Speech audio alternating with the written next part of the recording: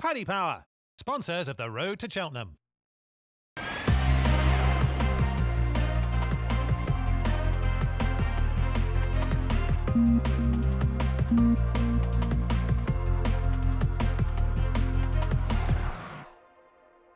Hello everybody, welcome to Road to Cheltenham. Now a confession if you're watching this at Thursday at 9 o'clock. We recorded this show earlier in the day for two very good reasons. The first very good reason is the man here joining us via the magic of TV, Ruby Walsh, had to head to Gorham Park. So Ruby, you're joining us before heading off there. It should be a good card.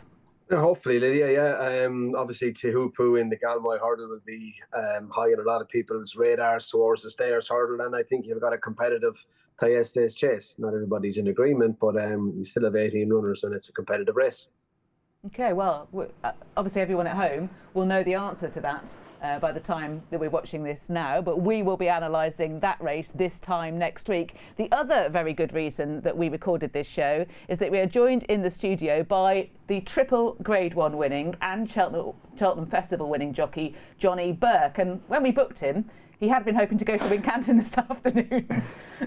Had been, yeah. It's been a quite week with the frost and that, but hopefully the weekend will be on and get back to it. What have you been doing with yourself in all this time? Shopping. Have you really? Yeah, shopping and a bit of riding out and that, but yeah. Did you get anything nice that time, maybe? No, this was gifted to me at Christmas, yeah, so yeah. I know Ruby's been slagging me, but yeah. I understand you were wearing it to keep up standards because, you know. I thought I'd better wear it because Ruby always wears one, so yeah. Absolutely, yeah. He'd be very annoyed if you weren't smart enough. We'll be hearing from Johnny during the course of the show. First off, we're going to have a look at the big race from the weekend, and that is the Horse and Jockey Hotel Chase, better known to you and I. There's the Kinloch Brae. And Ruby, you were interested in how this race panned out. It was quite dramatic at the finish.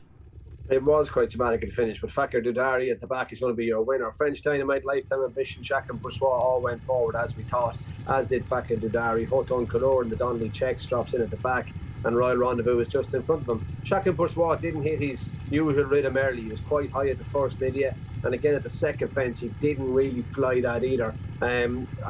Why I don't know, but for a 2-miler you would have expected him to be jumping with these early on. Into the back straight then, and himself and Fakir D'Oudaires, Shishkin and Fakir really get into a rhythm here, but you always felt that Paul was itching to get between French Dynamite and Fakir D'Oudaires, that he wasn't going that well. A good jump at the fourth last fence puts him there. French Dynamite goes by Lifetime Ambition. Fakir pushes Shishkin forward, third last fence, they all jump it well. But Brian Cooper's watching the whole thing develop in front of him, and he waits till Paul goes on. French Dynamite starts to fade, and he gets the split off the home turn here in a second. Now Fakir been under the pump from a long way out, but Thurles is a fast track, and I'd say Fakir probably wants an extra furlong or furlong and a half here. Now JJ Slevin did think he was going to finish right on top of Hoton Color, regardless of Hoton Color falling, but look, there were four good horses. The right four came to the front at the top of the straight. For my money, Hoton Color was the improver. He's only a 6-year-old, and he come here to win. Fakir was starting to stay on down his outside. Now French Dynamite makes a bad mistake at the last as well, but Fakir meets it really, or Hoton Color meets it really long, grabs, stumbles over, and leaves the race for Fakir to go and win. Now he pulls a long way clear of French Dynamite, and it is a long run in. But my gut reaction, Lydia, was that Hoton Color was going to win regardless. Yeah, I certainly felt that Hoton Color was coming to win. What did you think, Johnny? You were watching it too. Yeah, I felt the same. Obviously, I was watching for Shishkin Bourgeois, hoping that he was going to stay and probably win. But from a long way out, your eye was drawn to Hoton Color and how easy he was travelling. Obviously, Fakir did finish out the race strong, but like Hoton Color was travelling very, very easy, and it was a very unfortunate fall. But that's what happens with Thurles. You couldn't see that happen there plenty, but it was just easy. He was travelling. He's obviously an improving horse. Yeah, he'd shaped pretty well last time out as well. Now, Ruby, explain this. Why isn't he in the Ryanair? Because I assume that everything that moves at Willie Mullins' yard gets an entry at Cheltenham. They usually do, Lydia, but somehow or another, Hoton Color is not in the Ryanair. It was one of the first things Willie Mullins said on Sunday, asking the question. So there's plenty of people running for cover. But look, he's not in, but on his own wasn't in the Gold Cup, and he finished second one year. Do you think that he'll be supplemented? Essentially, will the plan be to try and win some prize money, which obviously, you know, had he stood up there, he'd have got the offset the supplementary fee. Will the plan be to try and get him to the Ryanair somehow? Somehow, I'd imagine Willie would like to run him again. Maybe, as he said himself, is it bad to go to Cheltenham off the back of a fall at Thurles? I think he just remembers under so falling there, but of course he did go and win in between falling at Thurles and running at Cheltenham. But look, I'd imagine he'll run again, and as you say, maybe earn the price of his supplementary fee. And Fakir D'Oudaires, is it just a track that doesn't show him to best effect potentially?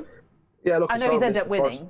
Yeah, he missed the first there last year. Never got a chance then to get back against Allaho. But it's a fast track, and I think the stiffer track at Ascot. I know Aintree is quick, but for some reason, Thurles, and Johnny will tell you, with the undulations in it and where the undulations are, you're downhill in the last 5 furlongs for a lot of it, and that just makes it a very fast track.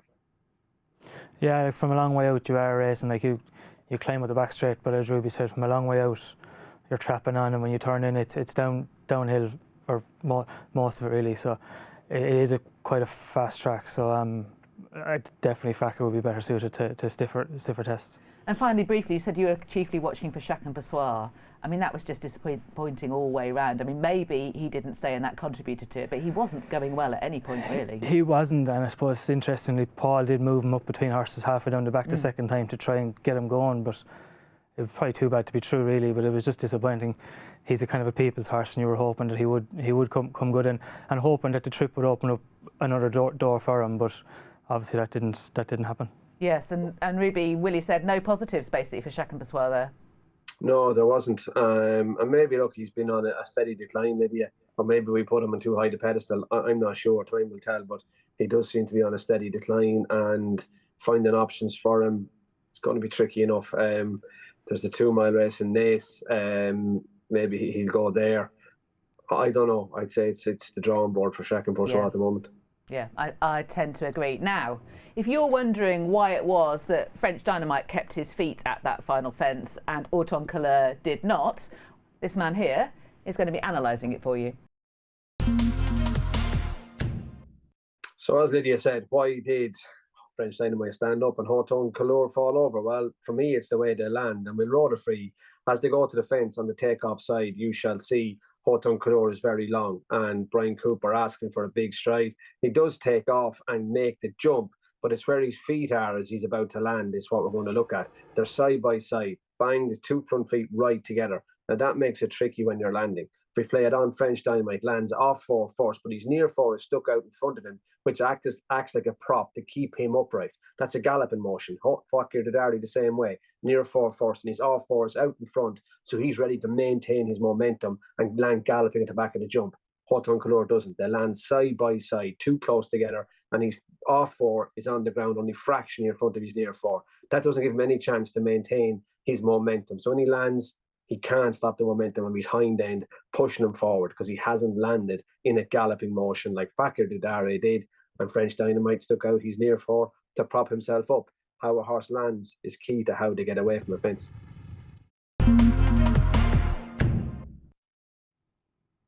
And thank you to the inimitable Pat Healy for those images that really help with analyse this. Really good stuff. Right, so that race probably impacts to a great deal on the Ryanair Chase. Let's have a look at the betting for that. And of course, Allaho is the 2-1 favourite, the dual winner of the race. Blue Lord 4-1. Fakir D'Oudaires, the eventual winner of the Hotel and Jockey, he's 8-1, along with Shishkin, and then it's 14-1 and upwards the rest. And Ruby, to a great degree, lots of people will be looking at the Ryanair and wondering whether Allaho is going to be making it. Well, he will with a bit of luck, Lydia. He's in full work in Willie Mullins, and so there's no reason to suggest he won't. He'll be going there first time out for the first time ever, and maybe some people will think his record is good first time as it is after a couple of runs when he gets to Cheltenham in March. So, look, he'll have to overcome that, but it's all systems go at the moment. Who do you identify as the main danger to him? Himself. Aha. Well, as in whether he gets there or not, or... Yeah, and if he'd be ready enough to do what he's done at the last 2 Cheltenham festivals, having not had a couple of runs prior to that. But look, he's a very, very good racehorse. Main dangers, I can see why Paul Nicholls is pitching Pick Dory at the race. He was very good at Kempton last week, and he mentioned earlier in the week that he was thinking of going there. So, look, he does look to be the up-and-coming 2.5 mile horse, doesn't he? Yeah, he does. Let's hear from Paul Nicholls himself, shall we? He appeared on Luck on Sunday, and Nick Luck asked him first off what would have happened had Pic D'Orhy run in the King George?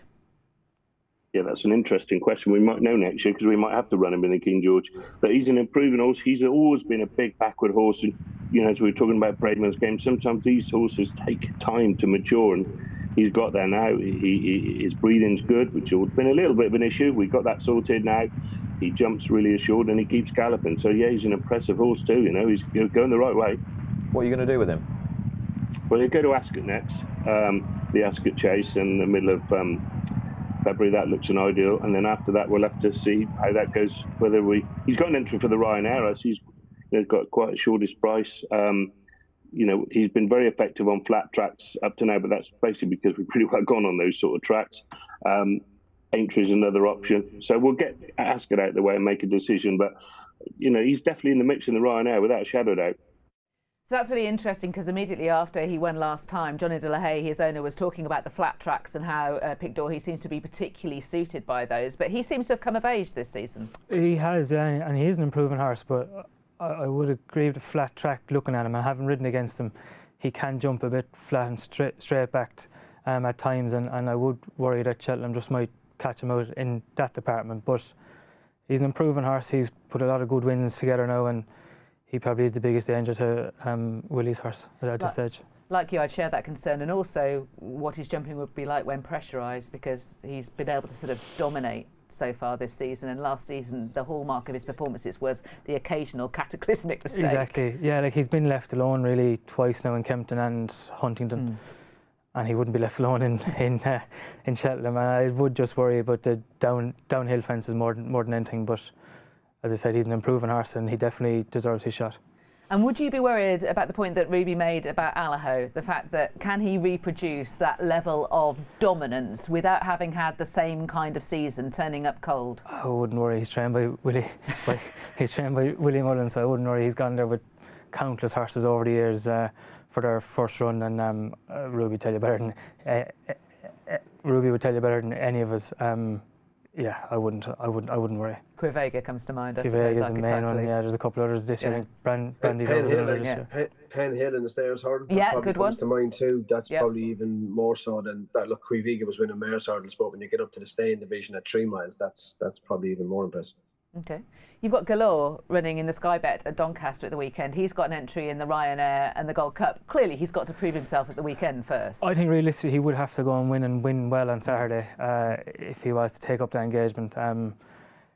He was good in the Paddy Power. He was tough.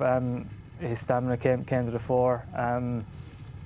He needed the race didn't really go to plan as such. Nothing really went right for me.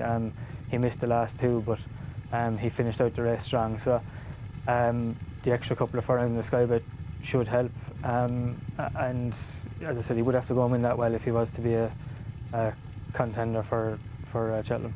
That is French Dynamite on the inside that he's just Midnight River in third, so the form is stacking up, and he's bound to improve again a bit for racing again. So I think the whole experience of the Paddy Power will stand to him as well, because he would have done all his racing in small fields. So he's definitely a horse that can improve more, but he's going to need to if he's going to take up a Cheltenham race. And will Doncaster suit him? It was a slight worry. I was hoping Ascot was going to be on. I find if he travels like he did in Cheltenham, he might just get lost around Donny. He would have to travel a bit better and jump better. But he schooled well last week, so if he gets into a nice rhythm early, he should be fine.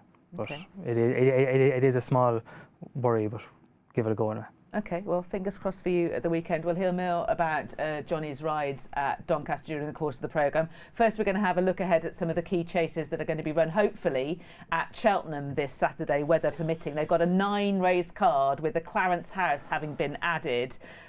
And Ruby, how do you think this race is going to be run? Well, if you're on, I think Editor de Geet is obviously the interesting addition. He's been supplemented now the race a week later and run at Cheltenham, which Gary Moore seems to think will suit him better than Ascot. And look, he has good form at Cheltenham in the past. So look, the Desert Orchid, if you just have a look at that, I mean, he jumps out and goes a really good gallop. Editor de Geet, Edwardstone drops in at the back. there's no reason to suggest that won't be where they'll be positioned in the Clarence House. Amarillo Sky here at Newbury in the black colours, he likes to go forward too, so you have 2 front runners in the 2-man chase, which is always a help. And of course you have Energramine. Now look, he made the running at Cork when none of the other 3 wanted to, but I'd say it's more likely he will do what he did at Punchestown when he followed Shishkin Bourgeois at the Punchestown Festival last April, and that's get a lead. Look, he has been ridden that way in the past, but I could see him being more ridden this way, and that will be following Editor de Geet and Amarillo Sky with Edwardstone behind him. Okay, Johnny, Editor de Geet changes the makeup of this race and it becomes a much better race for the result. It definitely puts more context in it, and that was a very good performance in Kempton. And he also likes Cheltenham too. He's after winning plenty around Cheltenham, so it definitely adds more to it. How do you see it panning out? Energramine. Yeah, just I just think he's a class apart. He's been improving all the time. Obviously, there wasn't much form in the race in Cork, but his dominance was clear, and he naturally would improve from that as well. So I just think he's a dominant horse. So yeah. Some people, Ruby, have said that the race, the Queen Mother Champion Chase, fell apart, but the time doesn't really back up that view. I do understand why. The key players fell away, but nonetheless, he put in a very high-class performance. He did, but the competition did fall apart, so you can argue both sides of that and be correct. Obviously, Shishkin never turned up, Shishkin Bourgeois fell. But look, he faces new competition at the weekend in Edwardstone, who has unseated at Kempton, but prior to that had done so little wrong over fences. He was brilliant in the Tingle Creek. So look, last year's Clarence House was a cracking race. Hopefully this year's will be too. Should be a fantastic race. Let's have a look at the decks for the Cotswold Chase, shall we? And there they are. And Ruby, how are you envisaging this being run? Yeah, plenty of pace here again, Lydia. Obviously, Frodon and Ahoy Senior are the two most likely. Here's the King George. Frodon, Bryony lined up wide as she always does. Derek Fox went down the inside and Ahoy Senior. But this was a strongly run King George, and they were the 2 setting the tempo. So you could see them doing that again. Here's Aintree, Ahoy Senior lined up on the outside going left-handed, and Noble Yates down the inside. So he jumped out to go forward and went forward with them. He got outpaced after jumping a couple of fences, but I expect him to line up and then slot back behind the speed, whereas Protectorat, when you watch him at Haydock, he lined up. Now he kind of goes forward with Harry Skelton, but Harry was intent on holding him at the back there beside that blue tar. So look, Protectorat will be at the back following Noble Yates, and you'll have Frodon and Ahoy Senior rocking away up front. Yes, and were Ahoy Senior to win, it would be pretty poignant because his part owner and the father of trainer Lucinda Russell passed away on Monday. So we wish the family well, and we wish Ahoy Senior well as well. What do you think? How do you see that race panning out, Johnny? Yeah, very competitive race. Obviously, Ruby's alluded to, there's plenty of pace in it. I think Harry Skelton will be very happy with that. The faster they go, the better, and it'll be a good test for Protectorat. Get his name right. It'll be a good test for him, and as I said, if he improves on his Bedford Chase win, I'd like to see him go. I'd like to see him go and win. Yeah. Okay. Well, we've got a question from one of our regular viewers coming up next. That's for Johnny and for Ruby as well, and it is Patrick from the Early Reminders podcast. Hi guys, Patrick here from the Early Reminders podcast. My question to you both is, with the upcoming Cotswold Chase we have on Saturday at Cheltenham, we see Protectorat entered as our 13-8 favourite, and Noble Yates in at 2-1 just behind. Is that not the wrong way round, considering the Gold Cup market has them both reversed, with Noble Yates at 7-1 and Protectorat at 9-1? Just thought it was interesting, considering course and distance obviously the same, weights the same, ground likely to be fine for both. Be really keen to hear your thoughts. Cheers. Good question, Patrick. I like the start and finish. What do you think, Ruby, to that? I'm guessing here, without looking at it, I think the trip is slightly different, isn't it? The Cotswold is a furlong shorter than the Gold Cup. It's 3-1.5 to 3-2.5. It is slightly shorter. My view was maybe more that it's quite clear that Noble Yates's targets are weighted at the back end of the season. The Gold Cup, the Grand National, Emmett Mullins has talked about that, whereas Dan Skelton, the Skeltons are up for winning every race all the way along. I wonder whether it's a nuance like that. What do you think? Possibly, but so like Skeltons are targeting the Gold Cup now. Like they've from the Betfair, they've put them away and they're going for Cheltenham in March. It's a stepping stone on the way, I suppose. But I just think Protectorat is more solid. Okay, well, those are our thoughts on the chases for now. Now it's time for the social poll, and it involved two of the horses that we've already talked about. This is the question that we asked you. Which of these favourites on trials day do you think is the most vulnerable? Which one? What's your view, Johnny? Which is the most vulnerable there? I'm going to say Paisley Park. Yeah, I think you're with the majority there. Let's have a look at what the majority think, shall we? There we are. I didn't know the answer. No, you didn't. I know you didn't. But yes, you're with the 43.3%. It's quite a resounding view. Would you have gone Paisley Park, Ruby? I have learned, Lydia, never to doubt Paisley Park, so I'm not doubting him ever again. Let's have a look at what you also had to say. There's a few comments that we can see. Sam Matthews says, Energumen, Cheltenham form counts for so much, and his Cheltenham form line, albeit a winning one, was in a race that fell apart. Oh, we've just discussed this, Sam. He goes for Edwardstone. Let's have a look at some others as well. We've got plenty of others to talk about. Sebastian Montgomery is heading over from Ireland to see Energumen. Beautiful specimen. In his opinion, he'll jump and travel all over this field. The casual gambler. The scenes on Saturday when, not if, Ahoy Senor wins the Cotswold Chase and blows open the Gold Cup market again. And we've got one final one. This is a conversation. We always like a conversation. So Matt White thinks that Gelino Bello is interesting in the Cleeve. I agree. Ran well against Blazing Cow. Chased him home twice, hasn't he, Matt? Beating Ballygriffin Cottage. Think he could put it up to Paisley Park, reverting to hurdles and making a claim for the stayers. And Antipus Angle agrees. Completely on board with this, Matt. He says, I think he's going to throw himself into the mix with a win this weekend. Right, let's move on to the Novice Chasers, shall we? We're going to review some action from the weekend, and we're going to start, Ruby, with Allegorie de Vassy, and it almost went wrong at the very first fence. It most certainly did, Lydia. It almost go wrong at the first fence, but she doesn't do very much. She barely shifts to her right, but watch her Paul Town ends up before he takes off. He's off her back before she leaves the ground. Now, on the flat, he would have just corrected his body position, but unfortunately for him, she's just about to take off. So when she does, it puts him in even worse position. It's a brilliant recovery. He uses his right arm to stop himself flying off one side and then his left arm to hold himself on from the other side. It's a great recovery, but the mare didn't do very, very much wrong at the first fence, and that would have been very much an unseat, I'd say, if he had to come off, Johnny. A gold raspberry, do you think he might have won for that if he hadn't have been brilliant in escapology? Yeah, but look, that's the brilliance of all champions, is covering up your mistakes. How about the race as a whole? What did you make of it? As the race as a whole, look, Allegorie, she did jump well, but did show a tendency to jump out to her right, and maybe that's what exasperated Paul at the first fence. She was again right at the second, but she did go straight at the third fence, so she can go straight. Now, because she did shimmy to her right and probably feel like she looked at the first wing with Paul, he does keep well off the inside on her, and that leaves a lot of space for her to jump into. Had she not had that look at the first fence, I think he would have went right down the inside to straighten her up at some of these. She's brave, she's long. Some people have questioned her ability to shorten. I think she can. She shortened the one in the back straight, but going right, she did jump markedly right all the way there. I didn't notice her in Limerick even. She did do it at Old Toy, and that is noted in her form from back there. But look, it was very, very impressive. The one question mark you would have to have, though, is direction. Yeah, I think that's right. Johnny, she's only raced right-handed for Willie Mullins so far. She missed the Cheltenham Festival last year. I think she chipped a hot. And as Ruby just said, there's a close-up comment from a toy, which is jump right and lost position. She's on the new course. I mean, you'd be more worried on the old course than the new course, wouldn't you? You would, and hopefully if she got a lead, maybe she mightn't do it as bad, or she mightn't do it at all, but that's hoping. Obviously, she has a tendency to do it. If she does it the whole way around Cheltenham, it might be detrimental to her, but her ability might get her through too. It might do. I mean, nobody's arguing, I think, Ruby, with the potential that she shows, but it's just whether if she shows that kink going left-handed, whether horses like Impervious and really experienced horses like Scarlet and Dove and even Ellie May would be, big enough opposition against her to close the gap of ability potentially.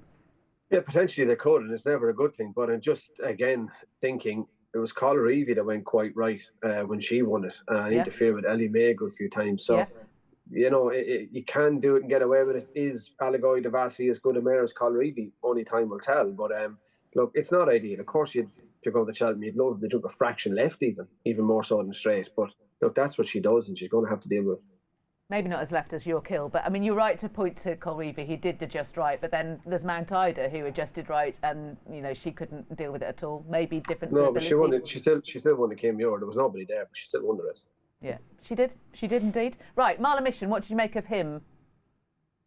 I thought he put in a really solid performance. This wasn't spectacular. Look, Chartreuse and Tenzing were the big opposition, but he's a really solid jumper, and I like the way John McConnell has gone about it with this horse. He had a couple of runs in the autumn. He's come back in the spring. You can see where Chartreuse jumps up to him at the first stage, but when Chartreuse takes him on again early in the back straight, Marler Mission jumps with him, and they start to pour it on. And the further they went, the more impressive Marler Mission was becoming. I think he's a really strong stayer. Again, he's not spectacular. He's just solid at his jumping. His only resemblance of a mistake was here at the second last fence, where he brushes the top of it when he gets in close. But he never looked like he's going to fall over or anything. He doesn't waste energy with big, massive jumps. He's in, up, over, and lands galloping all the time. Look, he's a strong stayer. Ben Harvey rode him. He won't be able to ride him at the National Hunt Chase because he's turned professional, but I think it's a solid performance, and we know he's going there. John McConnell nominated him for the race. He stays, he jumps, and he's very, very solid. Yeah, I think he's solid. I don't think he had much to beat there.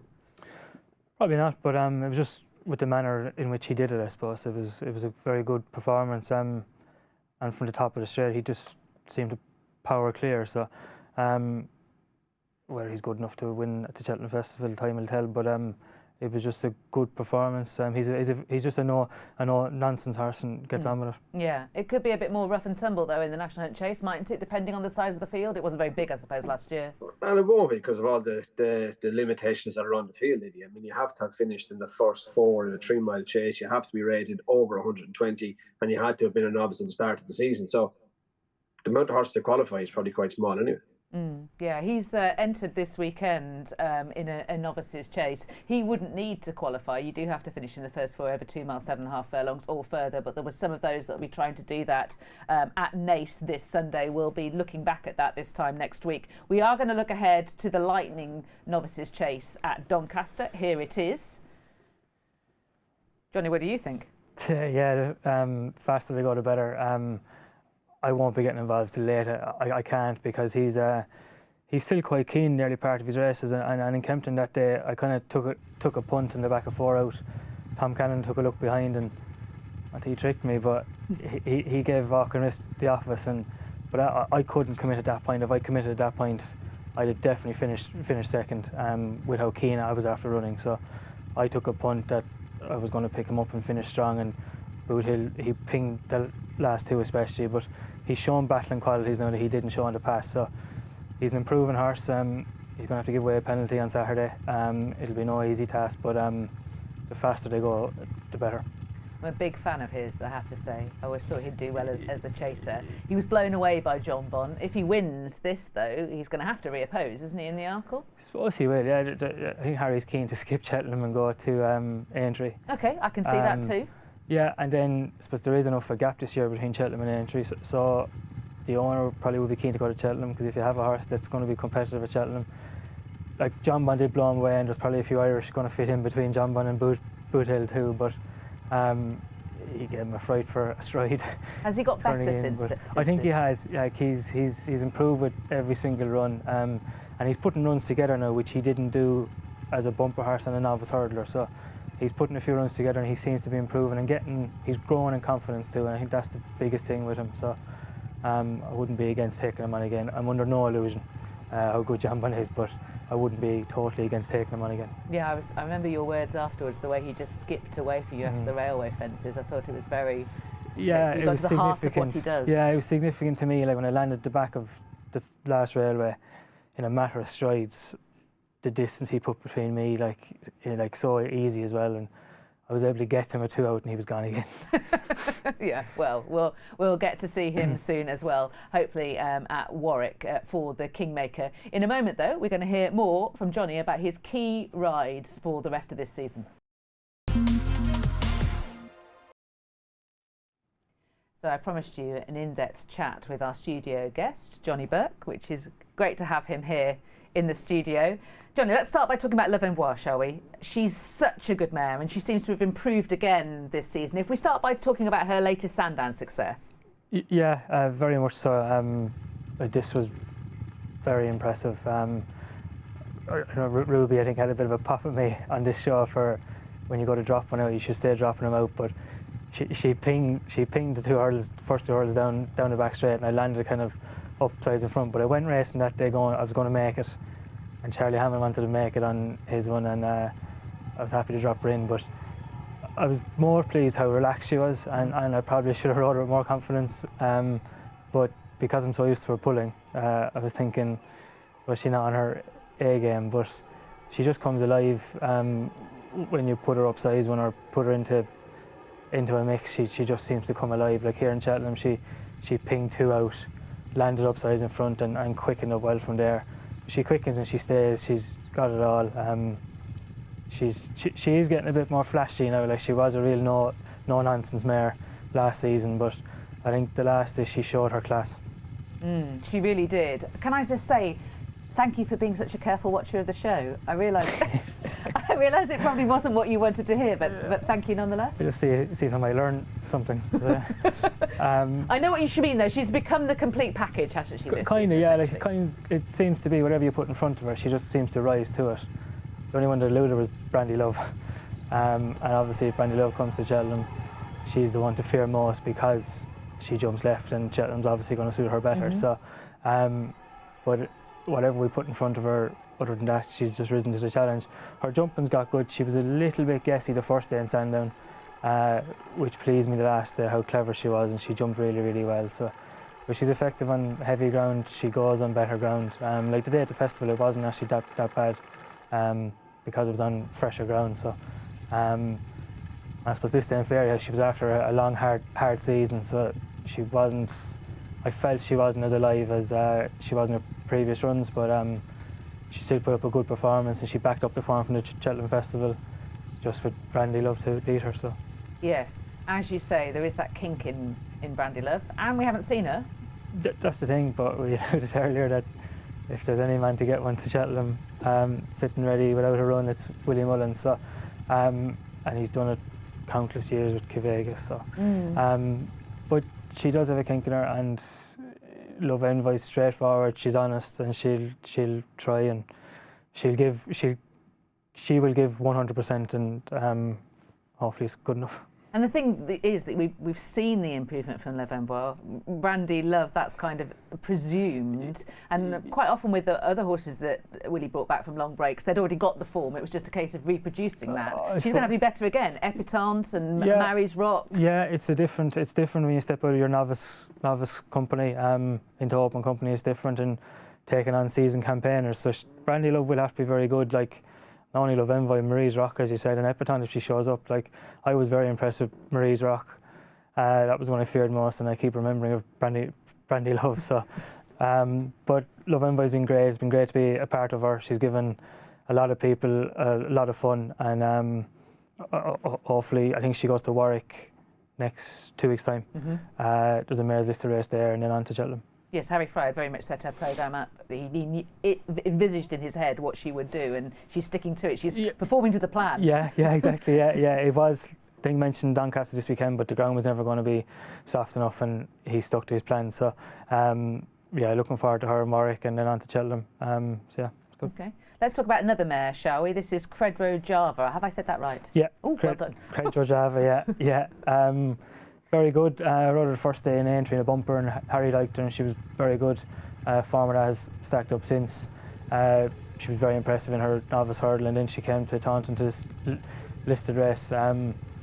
She's not too unlike Love Envoi. A bit more straightforward, I suppose, to ride, but she's got pace and she stays. But she's straightforward, jumps well. She was idling here in the last half furlong, but she might just have a little bit more pace than Love Envoi maybe, and she could go to the mare's novice hurdle.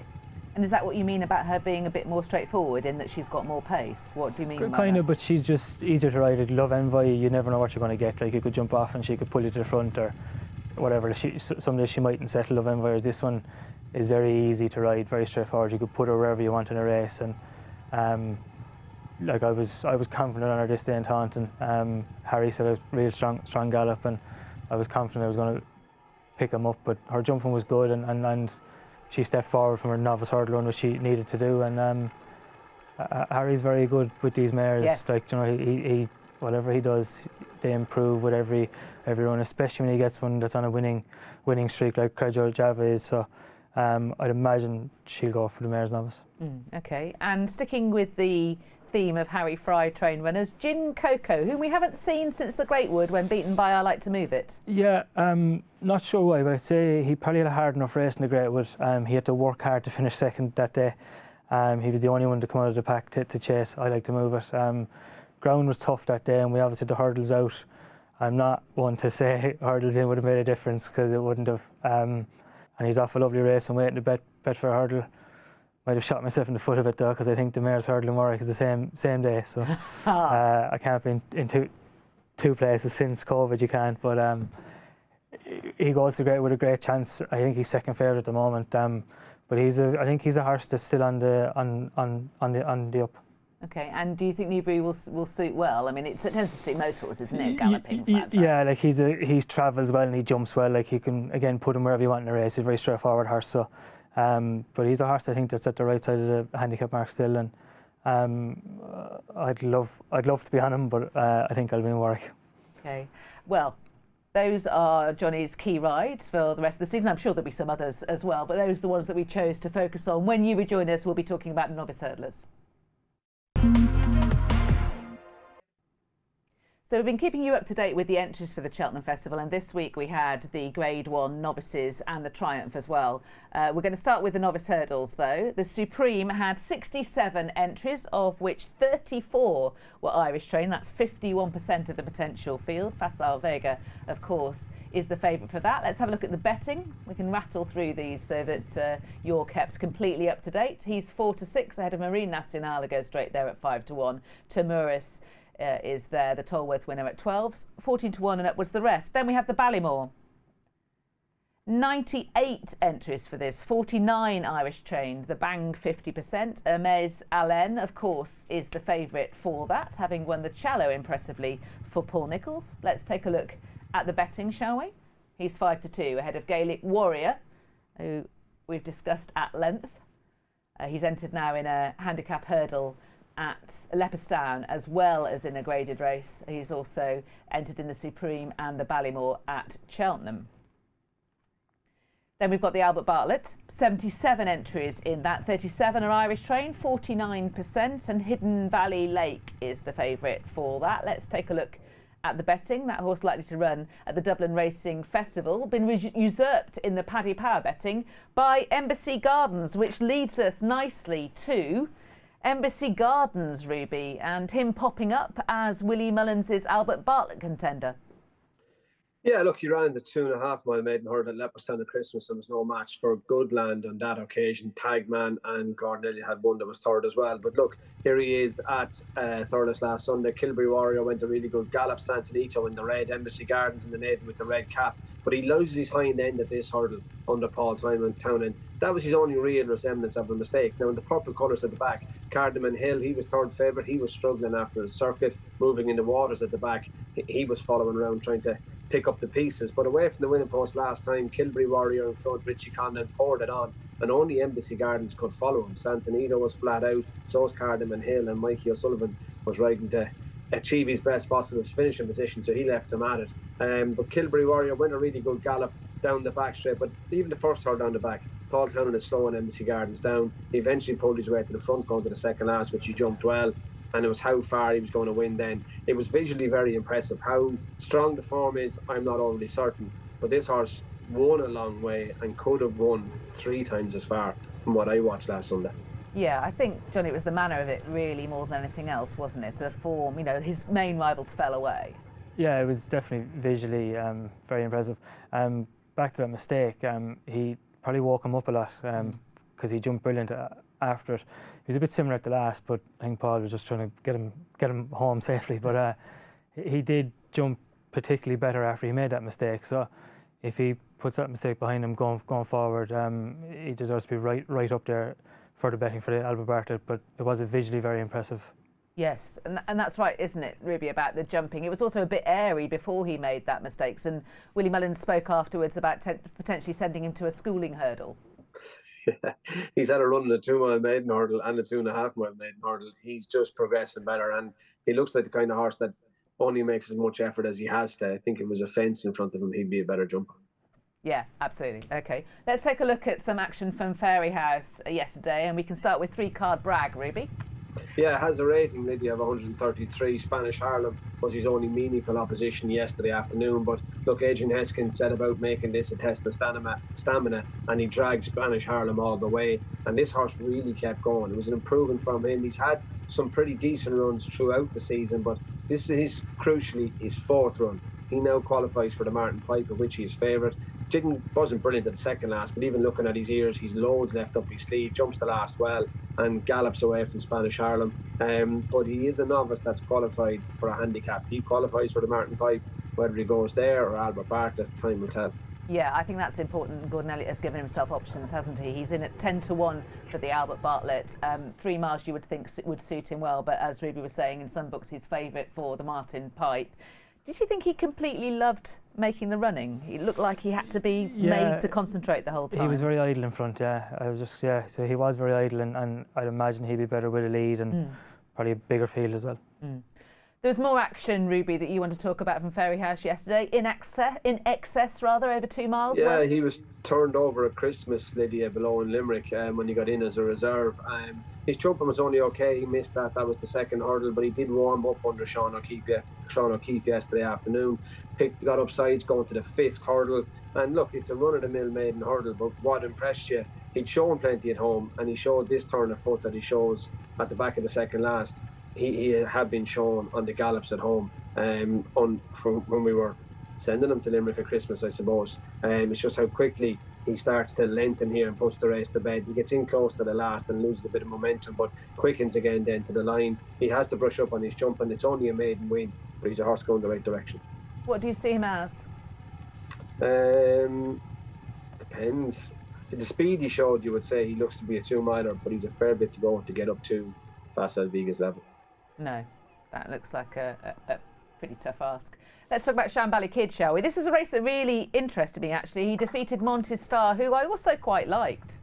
Yeah, and look, they went good gallop down to the first hurdle. It looked like it was going to be an end-to-end kind of race, but then Hemlock got on the front end and started to slow it down with Amy Deje. And yeah, Shambally Kid does get a bit keen up past the winning post. The 4th last hurdle, there's still 9 of them in a shout. Not that often you see in maiden hurdles in Ireland where there'd be that many horses still involved that late in the race. 3rd last hurdle, he's in behind. Paul starts to switch across to the outside, and when he gets out, this horse starts to run. Hemlock and Amy Deji land up sides at the 2nd last, but at the last it's Monty Star coming with Shambally Kid, and he outstays them. And Paul Townend said afterwards that he'd be going up in trip with him. That would be up to 3 miles. He did stay well, but even in maidens, Lydia, I like to see one beating the opposition by further than that.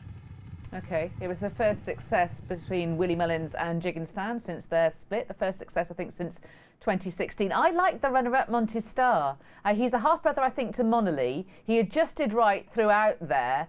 He's got to improve his jumping, but with a trip, a bit of a longer trip, I could see him being quite decent. He definitely could, but Hemlock and Amy Deji are still on their tails, and that's the form. Do you have a view on the race, Johnny? I just thought it was a very good ride by Paul, because I thought at 3 out they'd got first run, but Paul obviously knew the horse that he had underneath him. But watching, I was thinking they're gone on you, Paul. But he pinged to it, and when he did get him out in clear water, he really did pick up well. So it was a very good performance, really, yeah. It was. He did well to pick them up. Right, we are going to have a quick look at Corbett's Cross, because you'll remember that this time last week that Ruby took us by surprise by nominating this horse for the Albert Bartlett. Why was it? Yeah, this is him winning his maiden hurdle at Limerick at Christmas, where he beat Willie's horse that ran Seabank Bistro that ran last year's Cheltenham Bumper, and they pulled a long way clear of the 3rd. He then changed ownership. Paul Byrne bought him, and he went back to Fairy House to run in a handicap off a mark of 130. And at no stage in his handicap did you think he was going to get beaten at Fairy House. He's pulling a roller to 2 out. That's the way he travelled all the way through the race. Brilliant jump on the Maxine O'Sullivan. Lengthens to the last. Does the same again. He just, for a horse having his first run in the handicap, he looked like he was a long way ahead of the handicapper. That was off a mark of 130. And I just think he's opened the bags of improvement. He's also a bumper winner for Eugene O'Sullivan. You know that you've moved every market as a result of that tip last week. I would say the change in ownership and then the change in trainer probably move the market more so than my tip did. We're going to look ahead to the River Don. So there are the decks of a race that should be significant for the adult Bartlett and are probably going to be significant in terms of novice chases and chases to come. The real Whacker and Marler Mission have fought this race out in the past. It can produce a real stayer. How do you see it panning out this time, Ruby? Yeah, there seems to be some bit of pace in there, Lydia. This is Twig here on the outside at Kempton. He raced pretty handily there, so he should be close enough to it. Maxim Milan is the next one we're going to look at, who raced at Sandown and raced quite close to the pace there in Sandown. So you have two horses that will go close to the pace without being front runners.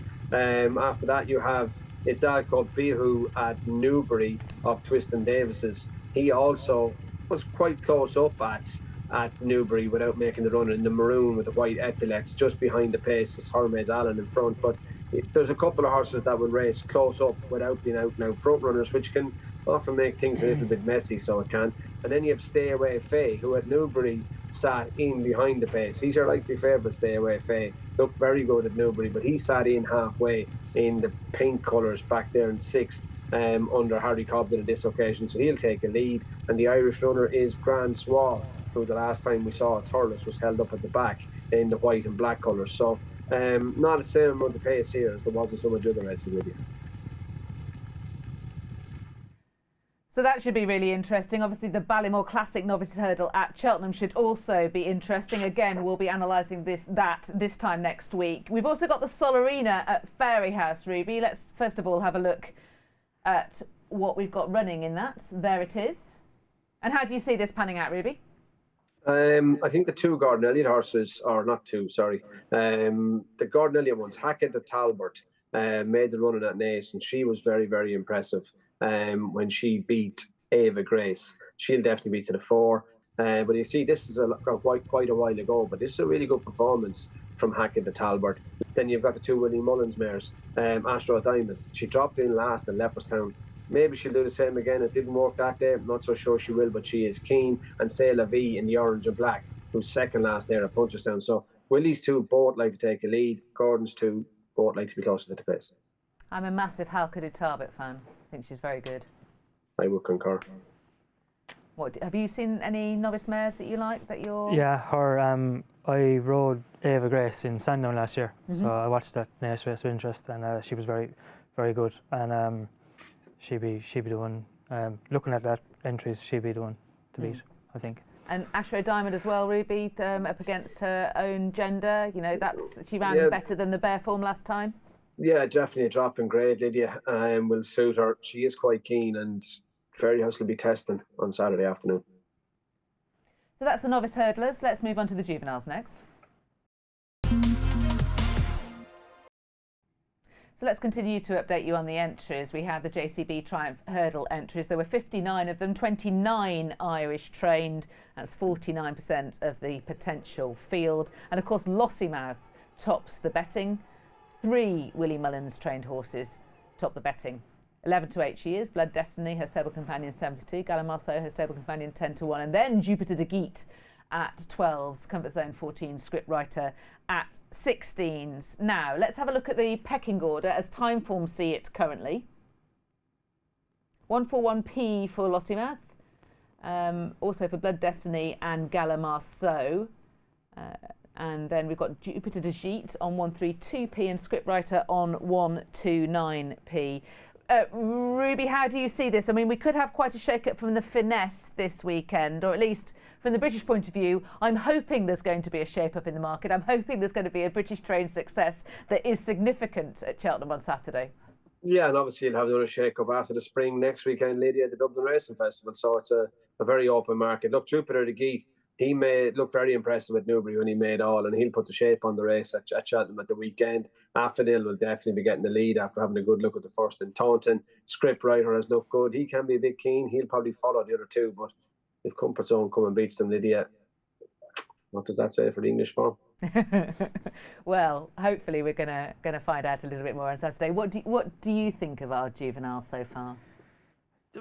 good, like, but they're going to have to step up, you know, like, looking at what Lassie Out and Blood Destiny have been doing in Ireland, like, you'd like to see one of them go and win the weekend, one of the English trained ones, but as Ruby said, if Comfort Zone beats them all, it puts them in their place. But like Scripper has been good, Affadil was good, but he's going to have to improve his jumping and sharpen up, and Jupiter the Geet will have to make sure that wasn't a fluke.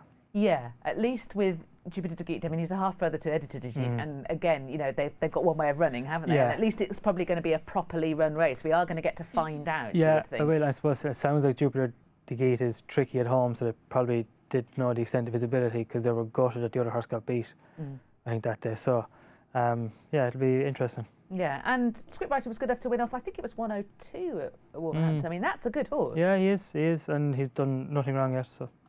Okay. Right, let's move on to bumpers, shall we? Because we had quite a significant performance at the weekend, and maybe we haven't managed to really talk about bumpers much so far this season, so let's put that right and start with It's For Me's very impressive win at Navan. Yeah, he was in the Simon Munir Isaac Soeg colours. Travelled extremely well all the way. It looked it probably wasn't a huge strength and depth to the race, or maybe time will tell that there is, but this horse barely didn't come off the bridle. I was going to say barely came off the bridle. He didn't come off the bridle. Patrick Mullins doesn't have to do anything. Just let out an inch of rain, goes to shake his right hand, and he realises that he is already 12 in front and doesn't need to. So, you know, a really good performance from It's For Me. He had worked with plenty of pace at home and he brought it to the track. I think we've got quite a comment that I've been enjoying, a sumptuous comment that I've been enjoying on our YouTube chat for Road to Cheltenham. If you want to watch Road to Cheltenham, we put the show every Friday morning at 9 o'clock, and you can watch back episodes there and even the last series. But I think we've got a comment from one of our viewers that watches via YouTube. So Stevens99 says, and I feel like I want to stroke my chin as I'm saying this, he has likely beaten a very ordinary bunch very easily. This is a million miles from winning the Festival Bumper and quite likely a million miles away from what Facile Vega did on debut. Realistically, he should be around 16 to 1, and even that is probably a tad short. He is the price he is purely because of who trains him. There's a horse in the market who has a similar profile, who has beaten a much better field over course and distance. He isn't trained by Willie Mullins. If this horse is 5 to 1, then he should be around 2 to 1. That's all very tremendously precise, I think, Ruby, don't you? It is, but look, Steve can very easily, Steve, I think the name was, can very easily make money out of that. I mean, if you should back the other one and lay It's For Me, I mean, there are platforms for him to do that if he so wishes to put his money where his opinion is. He can do that. That is quite right. Let's have a spin through the key form and see if we maybe hit upon one of the horses that he was talking about. How about Better Days versus Chapeau de Soleil? I thought Better Days Ahead was very, very good, Lydia. Chapeau de Soleil didn't do things right, but I thought Better Days Ahead was really impressive at the Royal Bond or Hatton's race meeting at Ferryhouse, quickened up nicely in the back of stud colours. Chapeau de Soleil gets running late, Lydia, but Jamie Codd hadn't gotten overly serious with Better Days Ahead, which probably flatters Chapeau de Soleil, in my opinion. Okay. So that's them. Let's move on to Queen's Gamble next, shall we? And we can ask Johnny about Queen's Gamble. She's been very impressive so far. She has been, yeah. I probably didn't need to take her off the bridle either days, but I did. She's been very good, and yeah, definitely the best of what we have here. So yeah, obviously couldn't run her in Market Raisin last week, but I imagine the plan is go straight there now. So, but she's very easy horse to do and train, and very easy mare to ride as well. What did you think of her, Ruby? I thought she was very impressive, quickened up nicely, as Johnny said, and you know, could have won even more impressively. She's a very good mare. Okay, you've got Facile Mode to look at now. Yeah, one at Leopardstown over Christmas. Lecky Watson, especially Cadeau in front, walking the park horse. Charlie Mullins rode him, and he does do it well. Lecky Watson had won a bumper and been demoted after causing interference to Cato Capone. Especially Cadeau had won a bumper at Huntington. This fella was first time up, getting plenty of weight, but it was a really good performance, and you'd see him at the Dublin Wrestling Festival. Okay, he is doing this quite nicely and will have learned plenty from this experience. But you're then going to move to Limerick, Ruby, for Chosen Witness. Yeah, I like the way Chosen Witness did it at Limerick at Christmas under Jody Townend. Goes through the wings of the second last hurdle and Jody opens him up. And on real testing ground, Limerick at Christmas time, I love the way this fella keeps going. And look to me to quick him once or twice in the process too. He's a strong stayer, he's a very placid horse. And to be honest with you, I thought he was impressive as any of them. Okay, so that is Chosen Witness. And finally, you've put all of these together, Ruby, and as you know, I tend to watch bumpers rather than keenly anticipate them. I love watching them. I love going to the paddock to see them, but to say that I'd be on top of this form would be a fib. You have also added Slade Steele. Yeah, won at Punchestown under John Gleeson. Henry the Romhead trains came to beat two of Willie's Captain Colby on the rail in the blue cap Jody Townend and Blizzard of Oz in Simon Muneer and Isaac Sawade's colours. I thought John Gleeson didn't have to get overly serious with Slade Steele to go and beat two pretty nice horses, so that was a good performance from him. Henry wouldn't be as prolific in bumpers as Willie, so you'd have to take that as a good sign from his horse. Okay. Any others that you'd like to throw in, Johnny? Is there anything that's, or you only got eyes for Queen's Gamble? I'm only focusing on Queen's Gamble. I don't know what else is over here really, but I haven't seen anything as impressive as her yet. There's a good race in Newbury and was a good bumper in Newbury on Bet for Hurdle Day. That might pop up with something, so we'll see. Okay.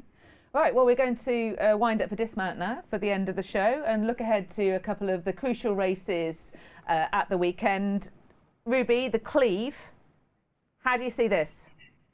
Yeah, look, it is a good race on paper, Lydia. And obviously Paisley Park sets a very high standard. And he's been rock solid this year, Paisley Park. There's no doubt about that. And whatever about a high senior, he gets some reception if he wins. But Dashel Drasher and Botox here in the Relkeel Hurdle on New Year's Day both jumped out. They're the likely pace angle again in this race. Then you have, I don't know what the French horse will do, Gold Tweet, but you also have, of course, Paisley Park, and he likes, as strongly as he stays, Paisley Park likes a reading from off the base. This is Gelino Bello in the Sefton as a novice hurdler on the outside in the yellow and purple colours of Cottons. I'm not sure his jumping has been bad enough to suggest he needs to go back hurdling. Maybe they're just doing that. I don't know.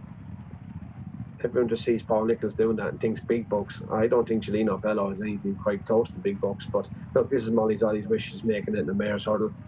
She'll add pace to the race, and the more pace that's in this race, Gelino Bello likes to be handy. Molly Zolly's Wishes, Dashel Drasher, Botox the more it'll suit Paisley Park, as long as, well, he did this last year and still won. So if he's able to give him 20 lengths last year and win, if he jumps off with them this year, he'll definitely win.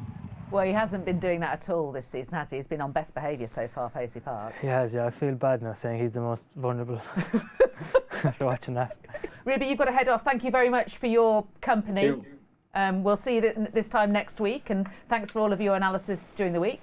Thank you for your company here, Johnny. Have you enjoyed it? Yeah, thank you. We'll have you back at any time. Lovely job, thank you. Yeah.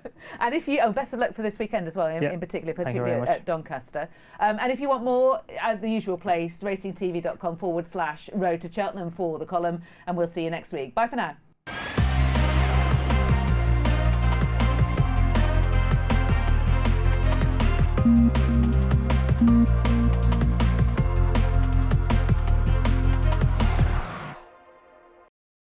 Paddy Power, sponsors of the Road to Cheltenham. Watch live racing now on racingtv.com.